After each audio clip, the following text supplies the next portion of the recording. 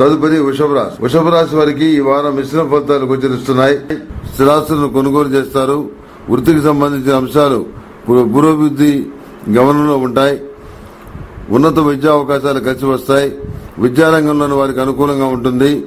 సందర్భోచితంగా వ్యవహరించి లాభపడతారు. వ్యాపారాలను అభివృద్ధి పరచుకోగలుగుతారు. మిత్రులు ఇతరులతో కలిసి విహారయాత్రలు చేస్తారు. కుటుంబ సభ్యుల అండదండలు లభిస్తాయి. సహోదరి వర్గాన్ని ఆదుకుంటారు. బాధ్యతల్ని చాలా వరకు దించుకోగలుగుతారు. చిన్న చిన్న అవాంతరాలు మధ్యలో ఏర్పడినప్పటికీ వాటిని అవలీలగానే అధిగమించగలుగుతారు. కళా సాంస్కృతిక సాహిత్య రాజకీయ రంగాల్లోని వారికి అనుకూలమైన మార్పులు చోటు చేసుకుంటాయి. లీజులు పొడిగింపబడతాయి. నూతనమైనటువంటి కాంట్రాక్టులు లభిస్తాయి. చాలా వరకు విషయాలు మీ కనుసన్నల్లోనే మెలుగుతాయి. నిత్యం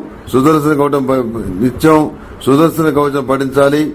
అదేవిధంగా సర్పదోష నివారణ చూర్ణంతో స్నానం చేయటం చెప్పదగినటువంటి సూచన.